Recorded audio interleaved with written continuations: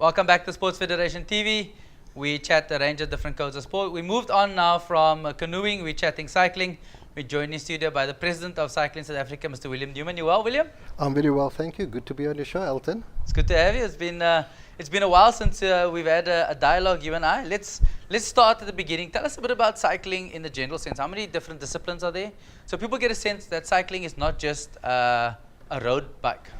Just first of all, I'm the President of Cycling South Africa, so we administer the sport nationally. We're represented by the 9 provinces, and we have different commissions representing the different disciplines of the sport. Road is a very popular discipline. Mountain biking is becoming very popular as well.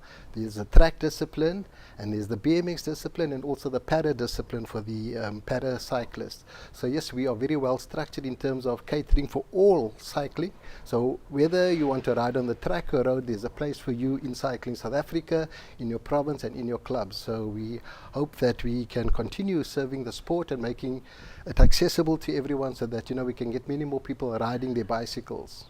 And I think that's the big thing, is to get people active in sport. I mean, you have in the Western Cape, you have a thing called Moonlight Mass, where a bunch of people get together just to promote commuting. You have Ben on the other hand, you have Pedal Power, all of these different organizations, all with the same goal as yourselves, to promote cycling and link with yourselves at different points for different things. Is that the goal of Cycling South Africa, is to bring the cycling community together, not just road cycling as we mentioned, but mountain biking, BMXing and even para? Yeah, correct. All those organizations that you mentioned and those events that you mentioned contribute to what we are trying to achieve. Our goal is to make cycling accessible to everyone, to increase the mass participation element, to get the recreational riders just riding bikes. Even the commuters, they have a place in Cycling South Africa, because who knows, the kid who rides to school on his bicycle could become the next champion.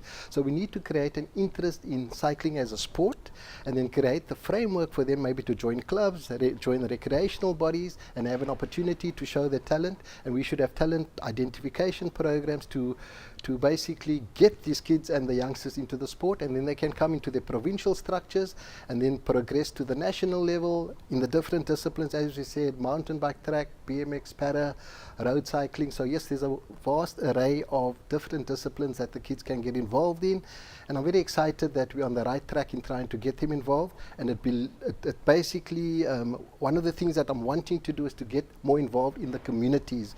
We need to take the sport to the communities. For too long, the kids were taken out of the communities, competing on a weekly basis, and then the community doesn't know about the sport, and therefore the kids aren't getting the support from their parents, etc. So that's something that I want to change within the very near future.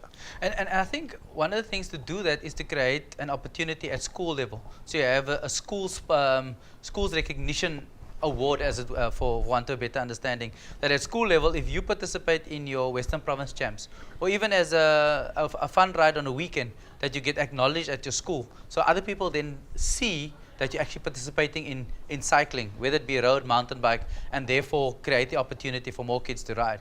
Is that part of your goal?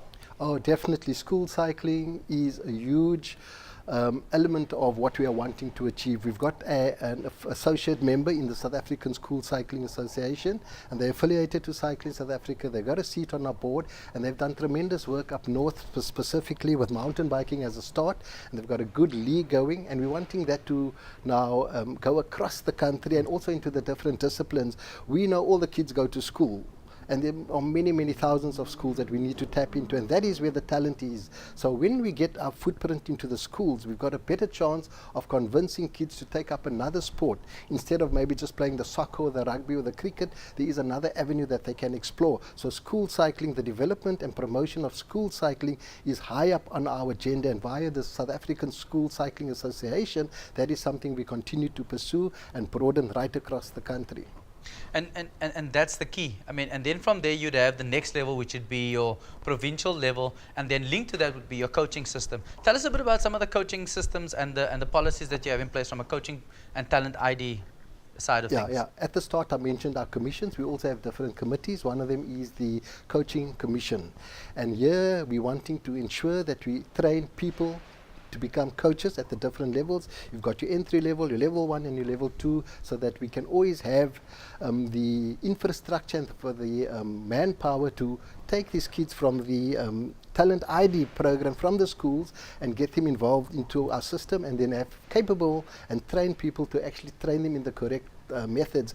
What we've seen is up to the age of 16, South African kids are quite good, but it's what happens after the age of 16 where maybe we do not have a good structure in terms of coaching, and then that is where the rest of the world goes up and we struggle a bit. So what we identified is we need a big focus on coaching, and our coaching commission is very active. We've actually engaged with other international federations, and we've also engaged obviously with SASCOC. It's high on SASCOC's agenda. Yes. So there's a lot of work involved in doing that, and I'd like to see more qualified coaches across all the disciplines, but also very active, not only at national level, but they must filter down to the provincial level, to the club level, to the regional level, and also coaches going to schools so that the kids are taught the correct methods in terms of training and the disciplines from an early age. So coaching in cycling South Africa is very important. Without that, we can never get out at the highest level in terms of high performance. So that will always have a very high focus for cycling South Africa. And what you mentioned is twofold. One is at the age of 16, 18, and your code is no different to any other code, where a lot of people have said that once they get to the teenage years, there's a filtering of athletes through a range of different means, either through social means. They're not interested in sport because it's better to hang out with their buddies and those kinds of things. And you need to look at ways to create opportunity and entice youngsters to stay active in sport, as one example. And then from the other side of things is, have you guys put together a league or some kind of active system to keep the guys enticed into this system of yours? Yeah, one positive thing for South Africa, for cycling South Africa, and also for sport in South Africa, is the fact that Durban has been awarded the hosting privilege for the 2022 Commonwealth Games. Correct. And I would like to put in place a plan, a 6-year plan, where we take the kids of 16, 17, 18-year-olds and identify them and get them through a system where they can come through as identified talent. We take them through to the junior level, to the international level, and then after that to the under 23 level. And come 2020, 2021, when we start looking at teams for 2022, these are the kids that can also be part of that. What greater incentive is there for the local South African kid and their family to be part of a dream, to participate in an event like the Commonwealth Games in your own country, watched by your own family? So that is a huge motivating factor, and that is something that we definitely will cotton onto and get a system in place whereby we can take these kids on a 6-year journey and get them into the sport and get more and more kids, so that, you know, the space is huge that we can choose from, and then give them the opportunity to be international level athletes. Definitely. And you have role models like, from a parasite, you have someone like Ernst van Dijk, Goldie Vogt, from a parasite, and then from a roadside you have Dimension Data, who's ridden the Tour de France last year. Tell us a bit about what impact that has had on cycling South Africa. You know, last year around this time we got the news that it was then called Team MTN Quebec. Yeah. They were an invited team as a pro-continental team to participate in the Tour de France. That announcement alone created a huge amount of interest. And guess what? You know, they exceeded all expectations. They went on to show themselves in the Tour. They weren't just making up numbers. They were competitive. They were winning. You know, the jersey, the polka dot jersey, they won a stage, they got top 5 and top 10 finishes, and they've just done tremendously well. And that was a huge motivating factor for everyone back home. The kids back home should say, you know what, I know these guys, the Louis Mainkeys and whoever else took part in that event. I've ridden with him, and if he can be there, why can I not be there? They've basically broken down all the barriers to entry, broken down those glass ceilings, and the kids should now say, I can also be in the Tour de France. They've just made the Tour de France a step closer for everyone, and that is again something that we must market and make sure that we get maximum value out of that. And again, this year, Team Dimension Data, now they've gone to World Tour level. They a step up. Yes. So what will happen at each big international event. South Africa will be mentioned, they will be represented across the world. What a great marketing tool for the country, what great ambassadors won't they be for the country. And what they've done last year, I know they will do even better this year. So I'm very excited and pleased about what Douglas and the team has done, and I wish the team good luck, Team Dimension Data, good luck for this coming year. It just does so much good for cycling in South Africa and also in Africa. Yeah, but even if you look at the feeder team, people like Jay Julius, Sengezo Jim, who comes from Kailicha down the road here. I mean, who would have thought that a kid from Kailicha, Lutando Kaka, who races professionally as well, would come through the ranks? And we need to be using those role models to create opportunities to get people active.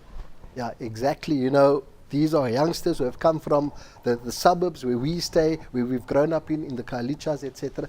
Zongiza Jim is now riding World Tour. He completed in the Tour Down Under last week. Yep. JD Julius, he's going to be one of the next best stars in South Africa. He's now on the feeder team and he's knocking on the door of the bigger team. So it's wonderful that, you know, the kids can now identify with people from our communities who are now getting the best chances to participate on the world stage and mixing it with the best riders in the world, and they've shown they're not disgraced. They're racing, they're not making up numbers, they're racing, and they are a respected team. I've spoken to a lot of the other teams, and the first thing they say, team, you know, that time it was Team M2 in Quebec, and the same will be done this year, Team Dimension Data South Africa.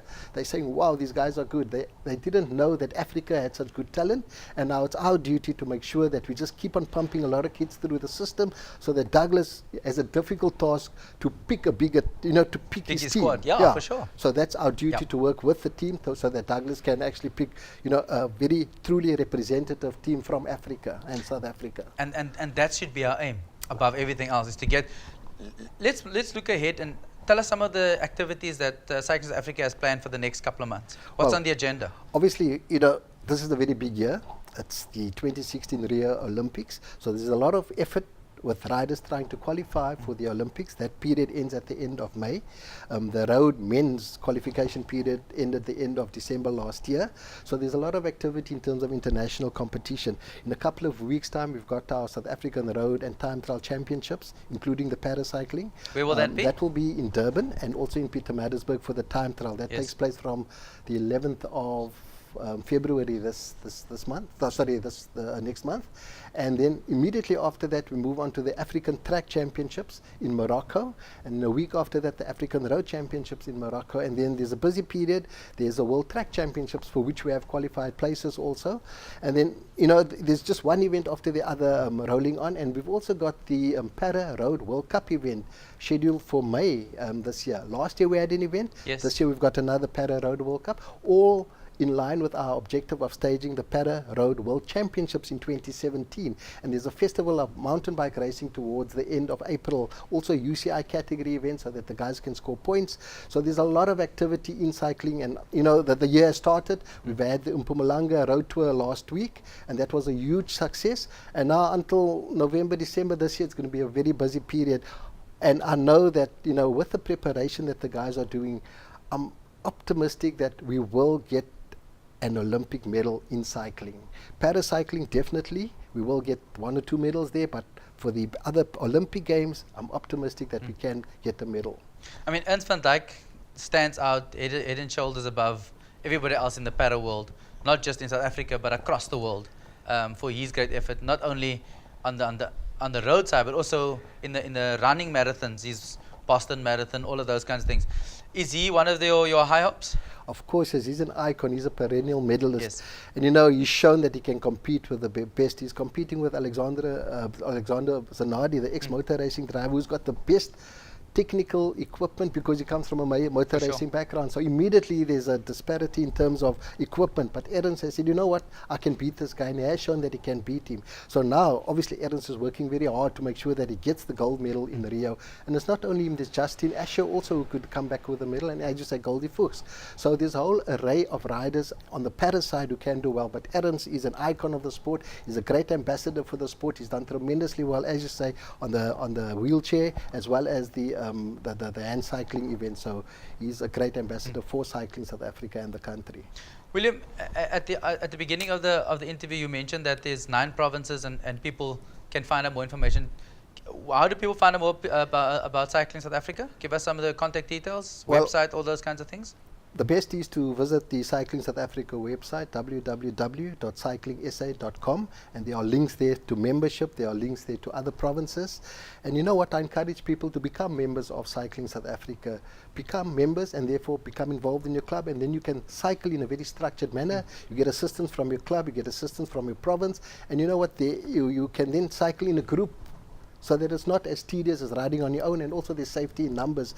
The safety aspect, we always have to be cognizant of using the roads, the public roads with other users. So my appeal also to riders is to be very responsible on the road and be careful out there, and also to the motorists, you know, be aware of the cyclists on the road, especially during this time. There are many, many cyclists on the road from now until obviously the big event coming in March. But even beyond that, really just be cognizant and aware of cyclists on the road.